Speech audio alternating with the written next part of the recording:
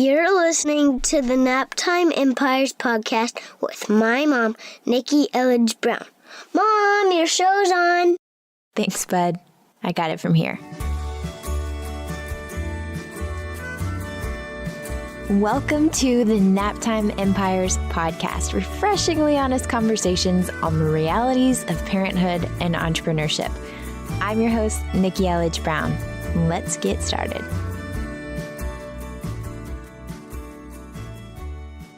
We are officially creating Naptime Empires history with this one, welcoming our first dad to the podcast. David Siteman Garland is the creator of the Rise to the Top and Create Awesome online courses.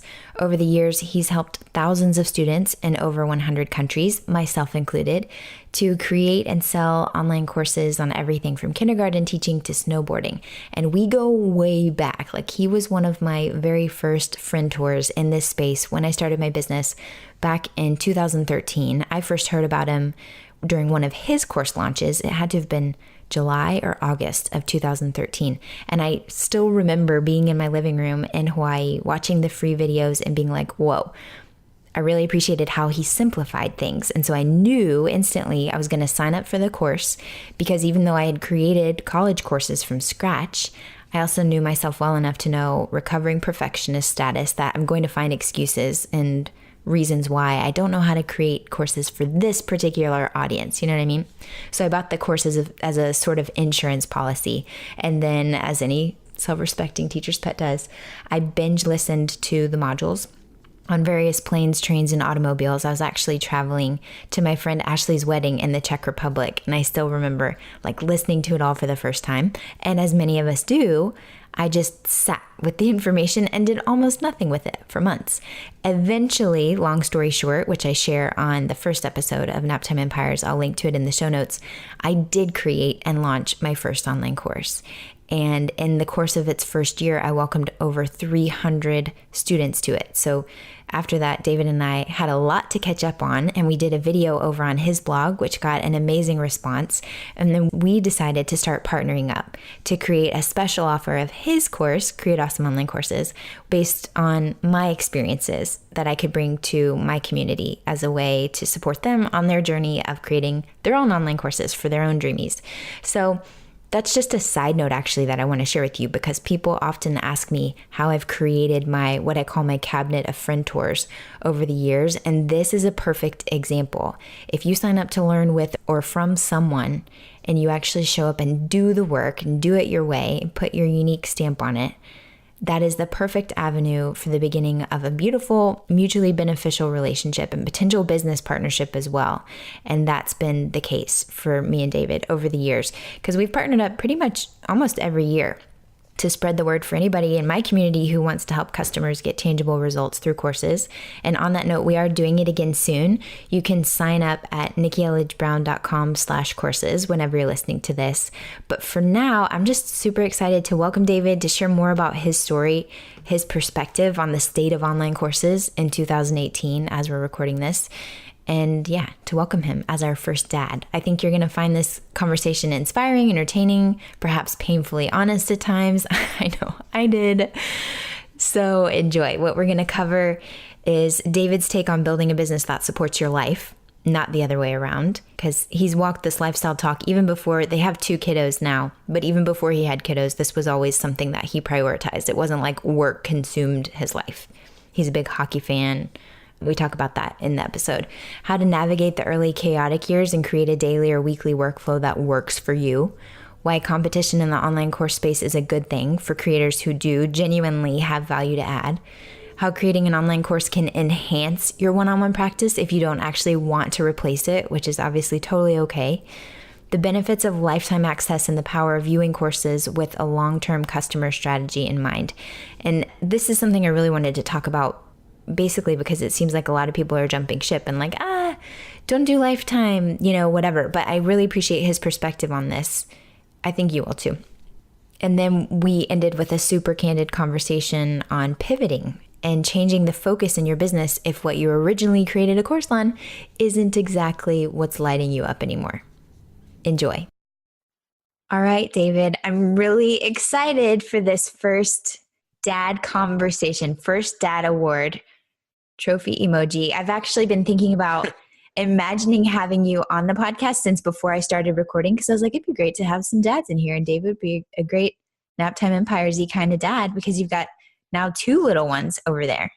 Yes. I mean, I'm honored. Am I the first dad, second dad, third First. dad? First dad? Yeah. Oh my goodness. I want a shirt for that. that means a lot. I mean, to say the least. But yes, I am a dad of 2. I have a 3-year-old girl named Aviva, who is a human tornado. And I have a just turning 9-month-old son, Kobe, who just sits around and smiles at everyone. So yes, but dad of 2, and also, working from home as well, which is an adventure for everybody. Right. Yeah. Yeah. That's definitely something that sounds one way. And then whenever reality hits, you're like, oh, wow, actually, maybe I need to get out of here. And you fools stay here. And by home, I mean 96% of the time I'm at Starbucks. Right. Okay. So I've, at this point, read the official bio and all of that, but the things that I want to get into in this conversation, one, just your approach, because even before you had the kiddos, you had built your business in a way to where you had time for family and hobbies and life, like actually enjoying your life. And you're a great role model for that. So I would love to talk about that. And then I want to get into the coursey conversations that you and I have been chatting about behind the scenes, but just the state of online courses in 2018 and what you're seeing from your perspective, having worked with thousands of course creators and obviously having your ear to the ground. So let's just start, I guess, with the lifestyle piece, because honestly, That's what I appreciate about you most is like the way I've always described it is allergic to overcomplicating things. But really, when I think about all the friend tours that I've known for years, and I have now known you for friend tours 4 or 5 years now, is that you walk the talk. You're like, no, I'm actually literally not going to be a workaholic because I don't want to, because I want to go to the hockey games or whatever it is. And now you have kiddos. So tell me about your philosophy in business and life and having time to actually enjoy the process. Yeah, I mean, I think, and thank you for pointing that out. I mean, this is kind of a fun subject that people often glaze over as opposed to really focusing on. So it's kind of a cool one to talk about because, when I got into business, which believe it or not, what is it? September, I think is what we call our anniversary. I'll get to that. It's going to be 10 years, which I cannot believe, which is insane. But my first few years when I was in business, what I did was I interviewed every type of entrepreneur out there, from big tech companies to online companies to mom and pop shops to all different things. And what I was always fascinated about is that some people would say, well, I'm making, doing great money, or our company's great, but I never see my kids, or I haven't gone to the bathroom in 6 months, right? Or whatever it might be. And to me, that was very disheartening because when I was getting my business off the ground, it was very much a 24/7 thing just because I thought I had to do it that way. And I didn't have kids at that point. I was not married at that point. I just thought, oh, you just work. And then when you're done, you work, right? Mm-hmm. And so for me, that was never a fit because I wanted to create a business that would match the lifestyle that I wanted, not the other way around, and make my life kind of fit in with my business, right? I didn't want that. Yep. So that's always been my philosophy. It's been kind of the cliche, work smarter, not harder. And so my business model, which is really focused, mostly on online courses, digital products and programs and those kinds of things, it allows me a ton of flexibility. I've got a great team supporting me now. We've got lots of things that we automate and things like that. So my lifestyle is quite awesome. Not to say that there's not stressful times or anything like that. Of course there is, or challenges that come up. But, I really work on my own schedule. I work out every day, usually in the middle of the day. At least once a week, I go and hit softballs with my dad for 2 or 3 hours in the afternoon. We go and do batting practice, things like that. I have the flexibility. For example, like last Friday, I just stopped work partially through the day and I went and met the kids for lunch, right? And so to me, that's really the magic, I think, of this business, if you allow it to be, is that you can have that mix of, generating great income, which is awesome, right? So last year, I'm not going to toot too many horns here, Nikki, promise, no tooting my own horn. Last year, something I was very proud of is that we were on the Inc. 5000 list of fastest growing companies at number 938. But that I love because I looked at all these companies around me and I could just see them that they were very big companies with tons and tons of employees or lots of big overhead. So, one thing is the revenue. The other thing is having a business that you love and you feel good about, right? So what you're doing and helping people. And then the third element is that lifestyle element that often gets washed away. And one thing I want to add to that, Nikki, is that you have to be rigid to allow that kind of freedom. And let me explain what I mean by that, because it's one of those ironic, you have to be very disciplined to have freedom. Yep. Right? So what do I mean by that? Well, for example, I'm not a meetings person. Okay? Hate them. Don't need them. I'm talking about really basically online or in person. I probably do, I'm not kidding, like last year, 2017, I probably did 3 in-person meetings the entire year. Mm-hmm. And I just find another way to either do it or avoid them or whatever it might be. And I know that some people are like, is that crazy? Well, I just don't. I mean, if someone, wants to have coffee or things like that, I have to really evaluate that. Is that what I want to do? Or is my time better spent somewhere else, either on my business or in not my business? You know what I'm saying? Yeah. A lot of people are like, well, I'm so busy because I'm doing my business 24/7. That's not really the case with me. And this might sound kind of mean, but maybe I've got softball in the afternoon and I don't want to miss that. Do you know what I mean? And so you have to be disciplined with those kinds of things like meetings and calls and opportunities and really just laser focus on the business. And that's what I think helps with kind of the lifestyle element. So from the beginning, did you set it up like you set up your constraints, for example, of like, these are the times I'm willing to work. And if I don't get it done, then I'm just going to let it roll into the next day and then get it done that day. Because I think that's a big, like, just in general with working from home and being your own boss and blah, blah, blah. It's like, it can just feel like the list just keeps going. So it starts to seep into everything. And so like, what is your mindset to where you're like, okay, cool, this is what I'm going to get done today. But if you don't get it done, then, like, what is your philosophy basically? It's like, some people are like, well, I'm not going to go to sleep until it's done. But then this thing pops up and then this thing pops up, as opposed to like, here's what I'm doing for today. If I don't get it done, I do have to do this other thing, whether it's family time, hobby time, whatever. So I'm going to have to get to it tomorrow. Like, how does that work in your brain? Yeah, because I mean, we all know this. The list never ends. Right.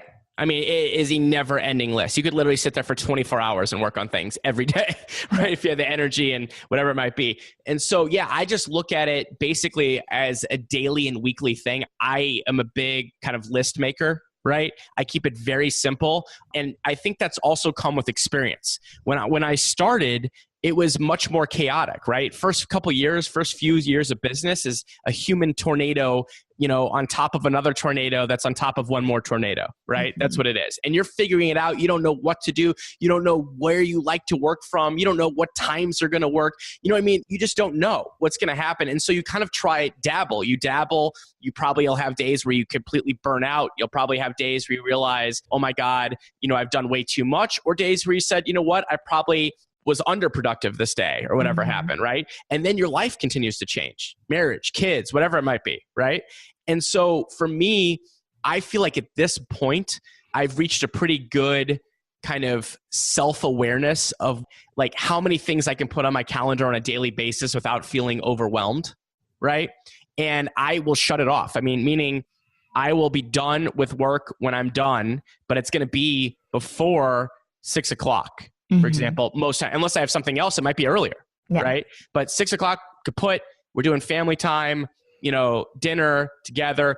I might, depending if there's something very important, let's say we've got a webinar or something that's very important, I might do a quick email check later on before bed. But no, I'm not working through the night. I'm not doing anything crazy like that. Another thing that I've kind of realized, and again, this is just to each their own with this, is that I can sit here for maybe 3 hours. Does that make sense? I can sit here at my computer for 3 hours, maybe 3.5 if I've drank, a mountain worth of coffee or something, right? And then I have to take some kind of break. And that break could be going to the gym. That break could be, a lunch. It could be whatever it might be. So I'm never sitting here from, let's say, 8 a.m. until 6 p.m. It's nothing like that. I like to try to take lots of breaks, but it just comes honestly with time and just seeing what works and what you feel is right. And, I know lots of people that hate working from home. I love it, even with kids and causing chaos, right? And so that's kind of my thoughts on it. Yeah. Okay, cool. Yeah. And it is just that. It's like I did a lot of I've loved doing co-working sessions. And last year I hosted a couple of just like short term, hey, let's get together, where it can feel really lonely when you're working from home. And it can be hard to like make yourself sit down and do the darn thing. And so we would literally just have a co-working call where it's like everybody's on Zoom working on their own thing, but just by showing up and being there. And then every now and then taking that break to stop and evaluate, what did you just do? Where did you squirrel? How can you fix that and make it even more efficient for the next time, so that you're making the most of the time that you are actually working, and just refining and redefining the way that you do it. It's important to have that evaluation process in place. Otherwise, you're literally just carrying your junk from like day to day to day without ever optimizing it in a way. So yeah, totally agree with that. I mean, just because, there's so many things going on, and you just have to be thinking, what do you really want out of this business? I mean, I know for me, for example, not everyone's like this, but for me, if I have too much time, sometimes I'm not as productive. yes. Right. So if I have nothing on the calendar, no human contact, I become a big weirdo. Right. Like I don't know. I mean, because I work from home, and, I work, I'm doing podcasting and courses and things like that. It's not like I'm out there talking with people all day. And so I make sure to like schedule social things to a certain degree. Right. Yep. And things that I enjoy, because otherwise, I think there was a time this winter where I felt like some weird reclusive mouse, because I'm a social person. And so I get energy from people. And so I was thinking to myself, I'm never doing this again. I got to make sure that I've got things on the calendar. Otherwise, I'm going to sit here, and maybe something that should take me 35 minutes is going to take me 3 hours, right? But if I've got things that I'm excited about outside my business as well, then I feel like I'm a productive cat. I'm boom, boom, boom, boom, boom. And I think that's just something, again, that I've learned about myself over time. Yeah, that's a really good point. And whenever I had a Mary Kay business back in grad school, and they used to always be like, well, busy people get things done. If people are like, oh, I'm too busy, it's like, but that really is true. And So true. It's important what you said about having the things that are anchored in outside of your business, things that don't relate to your business, because it really isn't. I've seen this in myself, especially out in Hawaii, switching into self-proclaimed hermit mode. And then when I would like get around people and actually go to events, I'm like, I forgot. I really do enjoy being around other humans, but like sometimes you can just feel like you were swallowed by the internet, and you forget like how to relate with humans on the planet besides the people who actually live inside your house. So that's a really, really important point. And if you're starting to feel like you're going shaky, then that's when it's time to anchor in human contact. Get that human contact in. It's worth 10 times the value of just sitting there, feeling bad about yourself. Yeah. And making your own deadline, because you're right. Whatever that saying is, where it'll take the time that you've got. So if you have all day to do the thing, as opposed to like, no, I really do. Like, we have a hard stop at the end of this interview, so we're going to make it work in the time that we have. Okay. Thank you for that. Speaking of the time that we have, I really would love to just talk to you about coursey things. So we've done our own, partnership, joint promotions of your course from, I remember when I signed up for it back in 2013. Oh my gosh. Yeah, can you believe that? Can you believe that? Seems like, it seems relatively long ago now. It's crazy. Yeah, like a digital lifetime ago. And I remember, even though I had created college courses from scratch, the syllabus and everything, I was like, I know I'm going to find an excuse to be like, wow, but I don't know how to do it for this audience. So I remember, I think it was from like an affiliate at the time on Facebook, and I can't even remember her name now. Anyway, but I just really appreciated your approach, because it's like, just do it, and stop overanalyzing it. The best technology is the one that you're going to use. But things have changed a lot over the last however many years. We've done this partnership. This will be our 4th time going into it. And last year we didn't do it because I was just, and I told you this in our Facebook message, I was just like, I don't know. I'm reevaluating in my own business. I'm like, I don't know. This isn't like the torch I want to carry throughout my life. This isn't what I want like written on my tombstone or whatever. Like, here's how to write your about page. Thanks, Nikki, for your contribution to society. And it is, it's important, but it's not the thing. And so I was kind of lost in my own thing. So I want to talk to you about that when people have created courses or even full-on businesses around one thing, and then we're shifting. So we can talk about that. I also want to talk about just the model of courses as opposed to an ongoing membership situation and your thoughts on that. And just in general, when people are like, it's going to be done and it's bursting. The reason why I don't think it is because I can see how many people are still dependent on a time for dollars model, which is great. And I feel like there's actually a lot of shaming around like people being like, oh, you looking down on people doing services. But it's like, if that's what lights you up, do it. And this is a great way actually that it can enhance, like having a course or a digital product can really enhance and catch your clients up to speed. And I think a lot of people gloss over that point where it's like, here, do the course, and then we're going to just hit the ground running in the one-on-one services. Can we go backwards on this one? Because I feel like this is the perfect kind of 3-part mini series here, right? Yes. So first of all, I mean, in terms of 3, no, the boat has not been missed on online courses because the opportunity's never been greater, right? So let's talk about why. Well, first of all, you've got more people taking online courses than ever. You've got more people with the internet. You've got more people. We call this kind of market maturity. So meaning more people understand that an online courses exist now. It's one of those things that the market continues to evolve, right? Now with that comes one big word, which is competition. Okay. But that's actually a good thing if you look at it as an opportunity. Okay. Because think about everything else that is crowded right now. Let's say podcasting, Nikki. Let's say writing a book. There's millions of books. There's hundreds of thousands of podcasts, right? But what you're doing is you're adding your unique spin, your take, your experience to it. And that has always been a philosophy since I started with online courses way back in 2011. Right? And I've seen the industry evolve, and it's gotten easier to get courses up online. The barrier of entry continues to get lower and lower, and that's a good thing. But it means that you've got to have the chops behind it. And what I mean by that is that courses are going to come from either your personal experience. So let's just say, Nikki, give me a random topic. Anything. Journaling. On the spot. Journaling. Okay. So your experience, so example, that you've been journaling for 3 years and it's changed your world. And now you're going to show people step by step how to start journaling, continue journaling, and then evolve, etc. Right? Yeah. Another way to also look at it, like you mentioned, Nikki, a lot of your people are in, let's say, a service-based business or coaching or consulting or things like that, is that maybe you've taught Anne and Steve and Mary how to do journaling, and now you're going to take that knowledge and turn it into a course that doesn't require you to be there. And again, you're eliminating that need for time for money, and you're either eliminating it or enhancing it. So, for example, some people that do coaching, they also do want to continue with their coaching, but they also now have a more passive income strategy with online courses. Some use online courses to replace their coaching. Either way is totally fine. But I just have to say this, and I know this from now seeing 4,000 students go through my program, which is a crazy number, right? And I've seen them in over 100 countries. I can tell you right now, the market has never been better, but you have to make sure that that you're doing a course that actually has results for people. That's the key thing in this. You can get very, very specific and have results for people. Like for example, we've got courses of people that teach baby sleep training, clarinet lessons for adults. We've got a woman named Rachel Bowman who teaches aerial silks, Nikki. Aerial silks. It's like Cirque du Soleil up in the sky. Okay.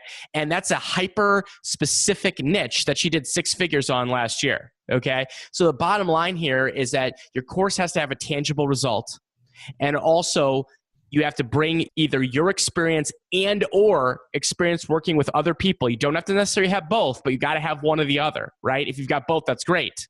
And then the third thing is that you really have to focus down and be very specific on your market. And the thing though is that the course world has never been hotter right now. So that's kind of number 3. Does that make sense?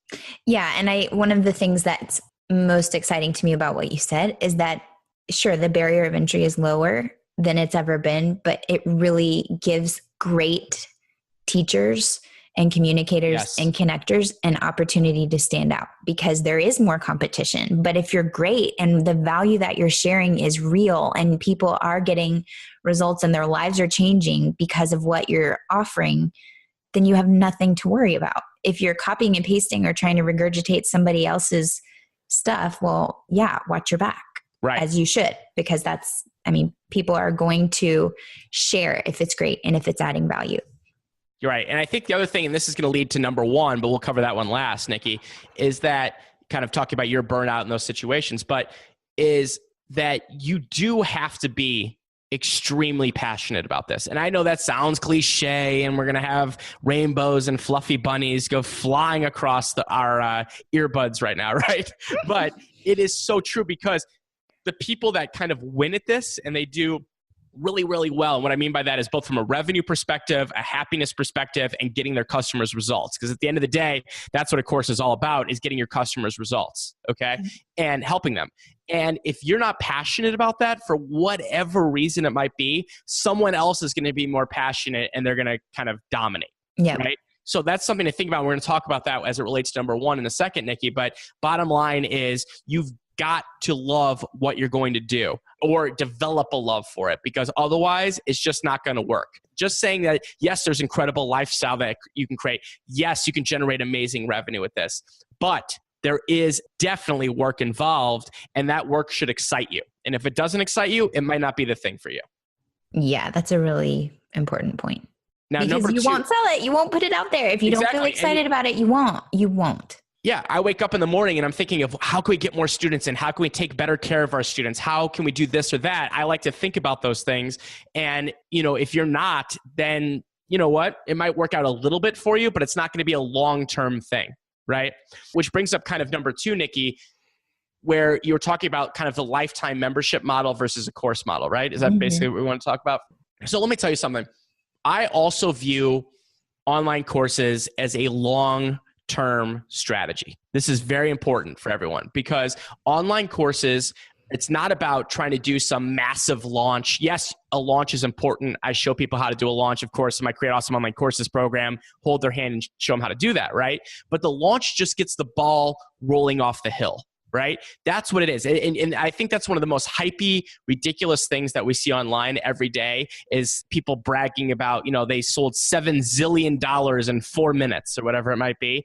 And then you feel bad, right, Nikki, when you do it and you're like, well, I sold 20 courses. Is that horrible? No, it's amazing, right? Because a launch just gets the ball rolling off the hill. You have to look at this in terms of long term, okay? Now, why do we do lifetime membership with my courses versus doing, let's say, a recurring payment? And I'm not saying that we might not change that in the future, Nikki, but let me tell you this. We look at overall value of a customer and also a couple different things. One, loyalty. So when someone's in our online course, my flagship course, Create Awesome Online Courses, which is $1,000 or 12 payments of $97, right?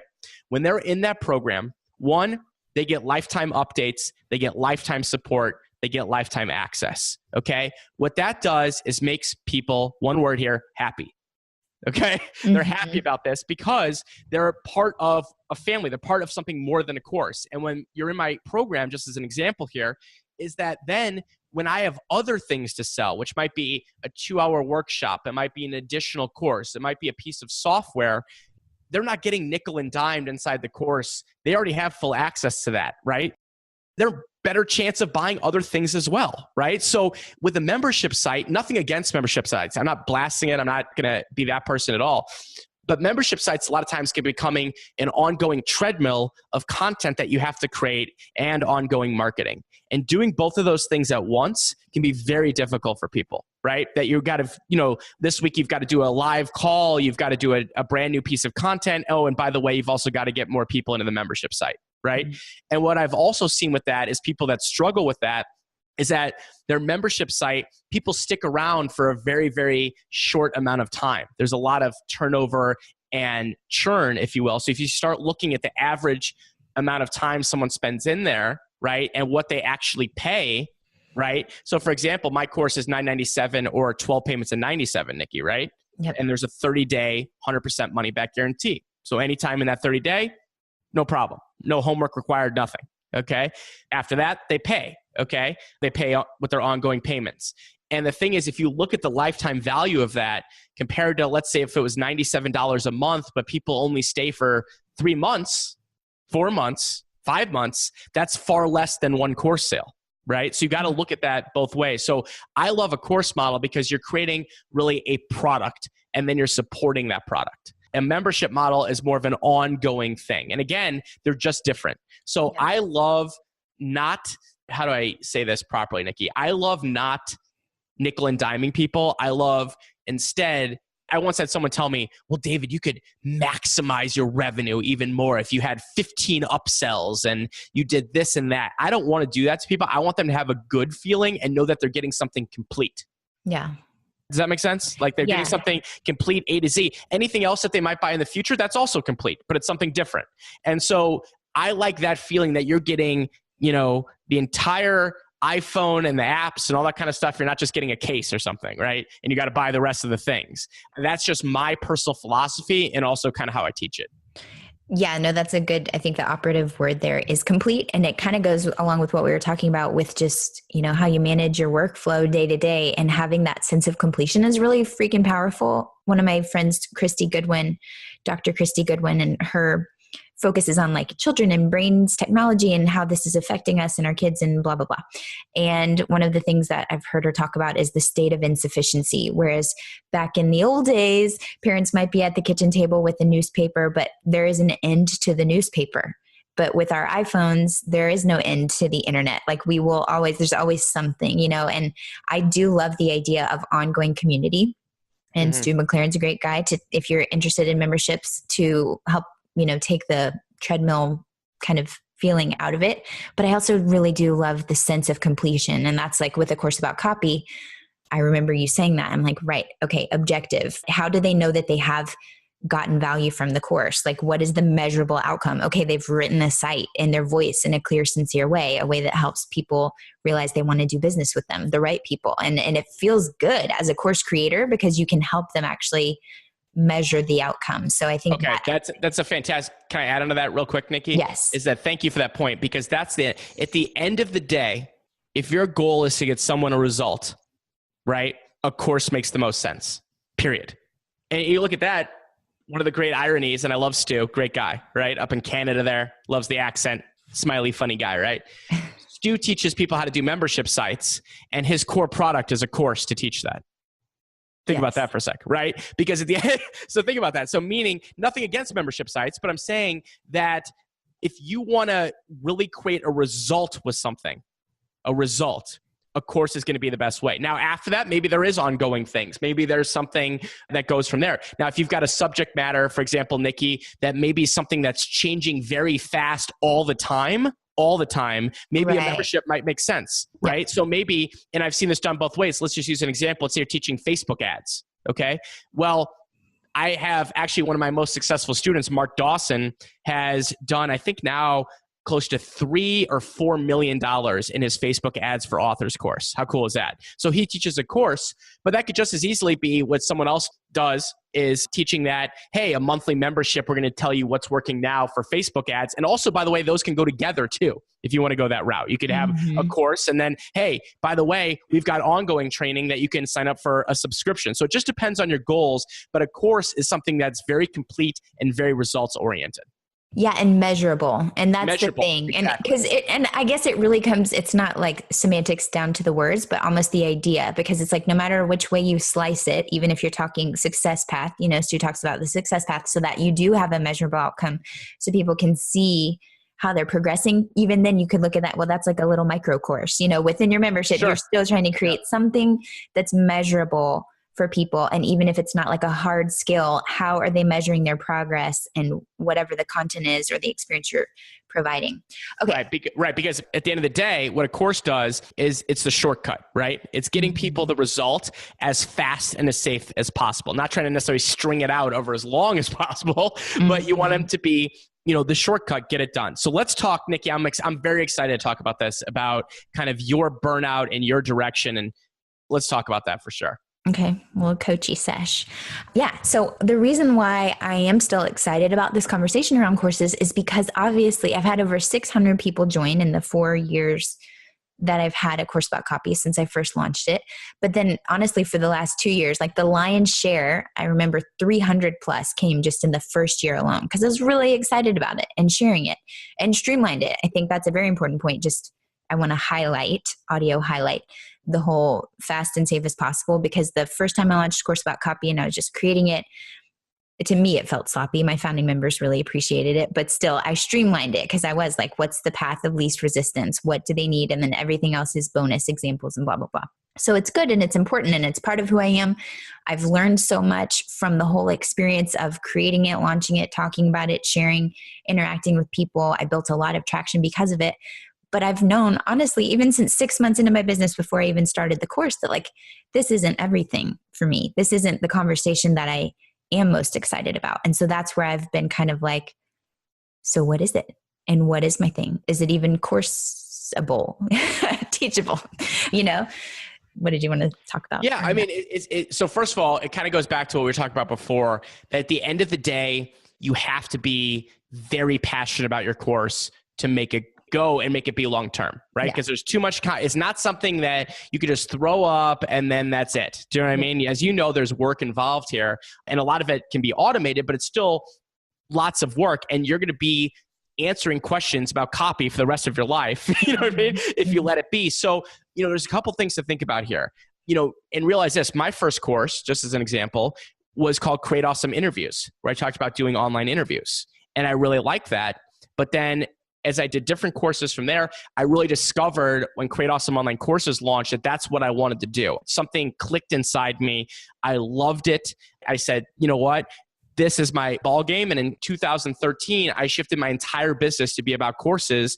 And that's what it's been since then. It's been about digital products and programs and courses. And that's it for the last, and that might drive someone crazy.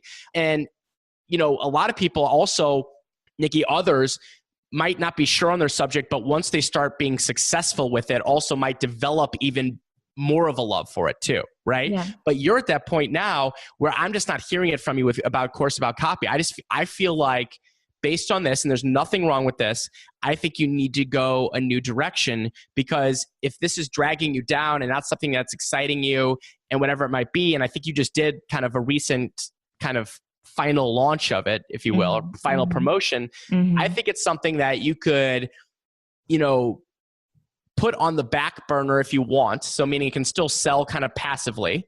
That's one option, right? So you just kind of, I don't want to say forget about it, but decide, hey, do I still want to have some funnels and some things that remind people of it and just have it pre-recorded and ready to go? Yeah. Also, is there support in there right now? Like, meaning, are you in a Facebook group? Are you doing anything like that with them? Yeah, we do have a Facebook group. It's super low maintenance, just because that was the other thing I was going to say for people with lifetime membership. It's all in how you communicate expectations and how you're holding the space. So you teach people how to treat you in that sense in your course. You lay down the guidelines. Yeah. Right. So would that be something that would be too hard to maintain, for the foreseeable future? Probably not. No. Okay, so that's not a big deal. So there's really not a lot that you're engrossed with that you would have to say. And by the way, this is one of the great reasons also for a course, Nikki, is that you now have all these great customers that are loving this content and doing this stuff. But if you wanted to discontinue, now that's okay. Do you know what I mean? They already have the full product, right? And the support. So meaning, you imagine if you had a membership site and you had 1,000 members in there, and then you're like, well, I'm going to call it. That's it. No more revenue, right? So looking the other way now, knowing you're very knowledgeable in courses, you've gone through Create Awesome Online Courses, you've sold hundreds and hundreds of thousands of dollars in courses. Forgetting courses for a second, do you love teaching? Yeah, I do. I love facilitating light bulb moments. Like, before I ever created an online course like this, when I was teaching face-to-face and even other traditional online courses, I love simplifying things and helping people see things in a different way with my weird, metaphors and all that jazz. And now, do you prefer, so let's just forget the important things about online courses for a second, like meaning having a tangible result, all those things that people need. If you had your choice right now and you could just ignore whatever websites you have and directions you have right now, and you said, you know what, I just want to create something from scratch that I'm very excited about, that I think I can maintain for a long period of time. Because you know me, I'm not a big jumper around of different things, but if someone's passion is gone, the light is out, and it's time to move on, I'm all for it, right? It's just, what you don't want to be is that person that's switching topics every 6 months, right? And I know people like that, and they get stuck in the mud, right? Yeah. But if you went clean slate, what would you do? What would you talk about? And to who? Yep. I've been thinking about this a lot. And it's funny you say that too, because even yesterday I was like, I think I just want to shut down my whole website and just have truly clean slate landing page. Like, hey, this is me figuring out what it is that I really do want to talk about. And it's these pieces. It's the lifestyle pieces. I know I want to write my first book, and that's going to be my priority. But really what's behind that is, it's almost just, it feels too easy. but it's also the message that's been mirrored back to me. And the heart of it is like permission to be yourself, and that's honestly the heart of the message behind A Course About Copy, which is letting people know that, no, you really can write exactly as you speak. And that is valuable and exactly what people need to hear. So it's just a different spin on that. And then permission slips, like what we've been talking about, for giving people permission or reminding them. Obviously, it's not like we're giving it, but reminding people that they have permission to do this their way. They have to listen to what actually feels right for them, right? It's a case of teaching what we most need to learn. Now, here's a question too. And by the way, I know I'm very excited on this. We can go over our time. Don't worry. We're going to do it. Okay. Yeah. So who are these people? If you were to mentor people in some kind, who are they? Who are these people? Are they women? What are they doing? Yeah, they're lost. me. Are they lost and they're you? So they're me. They're like, ambitious overachievers. We have perfection, like recovering perfectionists. They're also raising small humans and being way too hard on themselves. And again, just not giving themselves permission to do the thing that they do actually feel excited about, because like maybe they've had success with the thing. Again, I'm literally just describing myself. Like, you've had success with the thing and you could do it that way. I know I could push, I could force, I could hustle, I could make this, A Course About Copy could be its own $1 million business, but it doesn't light me up. And if I were to die tomorrow, would I be like, yeah, that's the legacy that I wanted to leave here, There's one thing, a few things that come to mind, right? One is that you could obviously document your process, right? So meaning basically starting it as a journey that you're trying to figure out, right? Now realize this is not going to be short-term revenue here. This is going to be long-term, right? But your short-term is, Nikki trying to discover Nikki, if you will, right?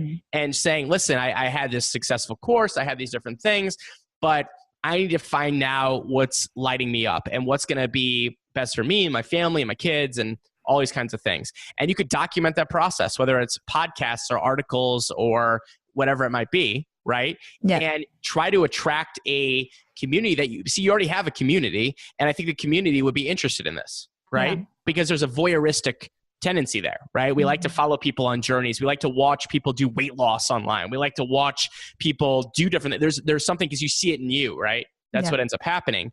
And it might be an organic thing where you're just sharing, and then all of a sudden there's a light bulb thing that happens. You realize you love writing books or whatever it might be. You realize that you want to work with women one-on-one who also are trying to figure it out. You realize you might want to do a workshop where you facilitate the conversations. It might be that you try some one-on-one coaching even to try to just understand where other people are coming from as well. It might be, honestly, because I would love, listen, you know me, I'd love to say, Nikki, you need to do a course tomorrow. Okay. And a lot of people that are listening to this need to do a course tomorrow. Okay. That is true. And it's very true. I really do want to highlight. And that's why I'm like, I do want to talk about this, because it's my course that gave us the flexibility to be playing around in this space. Like, that is a privilege and a blessing of me creating that, to where if I did set it on evergreen, $1,000, $2,000 a month, like that's great. Matters, Yeah. 100%. So, yeah. And so for me, if I'm giving you advice here, I would think to myself, well, businesses that they have that chaos mode where you're trying a lot of different things and you got to kind of see what sticks, right? As long as you just keep trying. And then you get into more of a systemized and building mode, and then it's more of an automation mode and blah, blah, blah. But I think you're almost going back to a very knowledgeable chaos mode right now. Totally. And that's fine. You just have to accept it. Yeah. I don't think for you're in a very unique position. You've had success with courses. You've got students. You have an email list. You've got a community.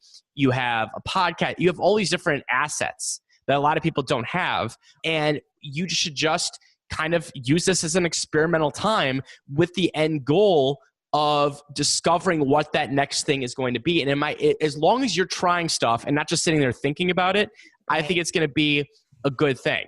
And that's it. And again, you're in a very unique position here with this, because it's going to be a discovery thing for you. And I think it might take a few months. It might take, a little bit longer than that. It also depends on other things like economic needs. Do I need to generate revenue now? What do I need to do? And those things are going to help lead it as well. So I don't think it's about you and I sitting here and saying, well, we're going to find that perfect topic. Like, your perfect topic is, how to live in Hawaii and Texas, right? No, we're not going to come up with that perfect one right now, because you're in that kind of discovery mode where you have to now kind of go out and get experiences and share those and share the journey and then go from there.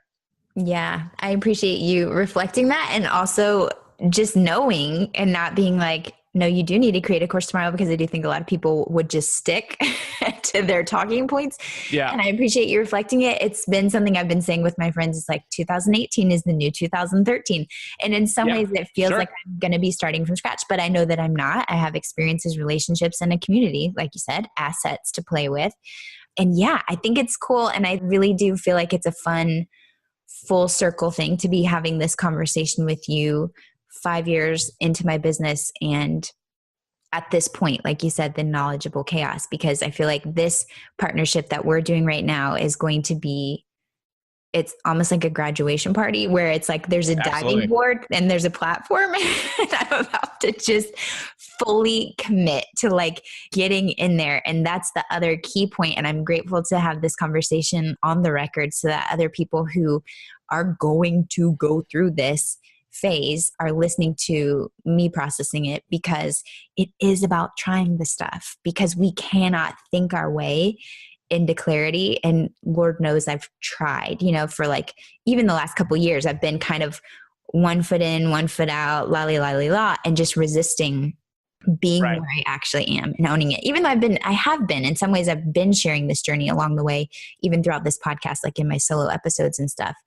But it's about doing the thing, like we were talking about with refining and redefining the way that you work. You have to do the things to see when are your best working hours. When do you focus and get the most done? When do you feel most inspired and charged up?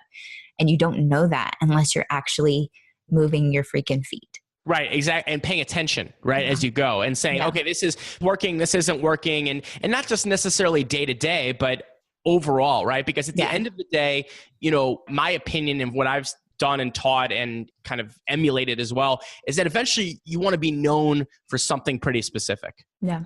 Right. But right now we don't know what that's going to be for you. Right. And a lot of your listeners are sitting here thinking, well, I already know what my thing is. And I love teaching, this or that. And that's great. But if you're in that discovery mode, you got to go through the journey of just trying different stuff, going from there and seeing how it makes you feel, how people are responding to it. Is this something that you could see yourself doing long-term or short-term? And then it might be, Nikki, it might just be, as you figure these things out, it might also be doing some shorter workshops, a couple hours of material that you then sell so that you're not losing that, hey, got to make a living selling things and doing great products. Yes. You know what I mean? It might be that, hey, you're going to put together a 2-hour workshop that you're going to sell for a few $100s. That's going to be on topic X after a few months. Do you know what I mean? So always, one thing I definitely want to encourage too, is kind of a final thought on this, is that you do not want to forget about our good friend, Dr. Revenue. Yeah. Right? Dr. Revenue comes for a visit. You definitely want Dr. Revenue to come visit. Right. Yeah. And I think too many people sometimes think, well, I'm just going to kind of float for too long.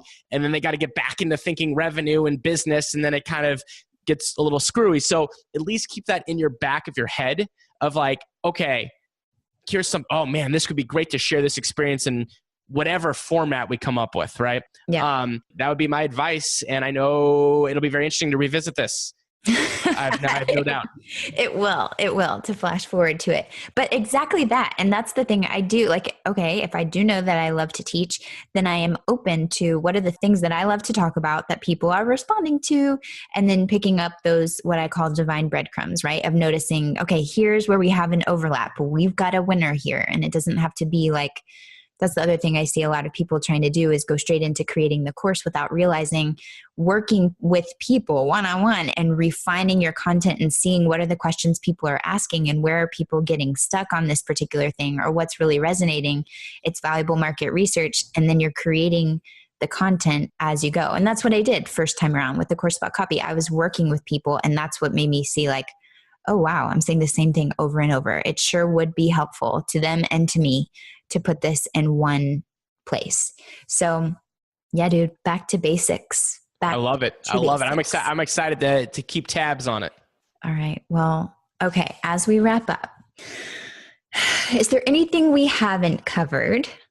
And you can think, with dad hat, Uncle David hat, course creator hat, anything we haven't covered yet that? No, I think we nailed it all. I mean, I'm very excited for our upcoming webinar, which I think is going to be great. You know, it's funny because which we're going to be doing on. We got to make sure here. I got on my calendar, right? Obviously, May 17th at noon Central, which is I'm going to be teaching my 7 steps to creating, promoting, and profiting for online courses system. And I'm sure you'll have a link for people, Nikki, at some point. Yes, it's going to be nikkieelledgebrown.com/courses, always and forever. Whether you are listening to this in real time or not, you can go and find David that way.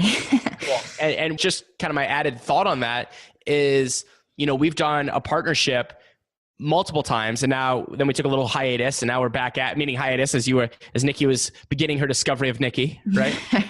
But every time we've done this, your audience, Nikki Nation, if you will, really, really responds well to this training. Like, I am very excited about this because we're going to be tailoring it very specifically to your audience. So for example, and you don't even know this yet, Nikki, so surprise, is that, we're going to work with you, Nikki, before this training to really, really understand your audience even more in depth so I can customize the training specifically for you guys, not for anyone else. Right? So how can I make it relatable to you? And every time we do this training, it's funny, we call it, just Nikki Nation comes out very strong. So if you're thinking about creating an online course, if you're not even sure, you've got no idea, absolutely also come out. If you're, know this is something you want to do, absolutely come out. If you're not sure, whatever it might be, we're going to have a great training, also a live Q&A. And, I'm very much looking forward to it. Those things really pump me up.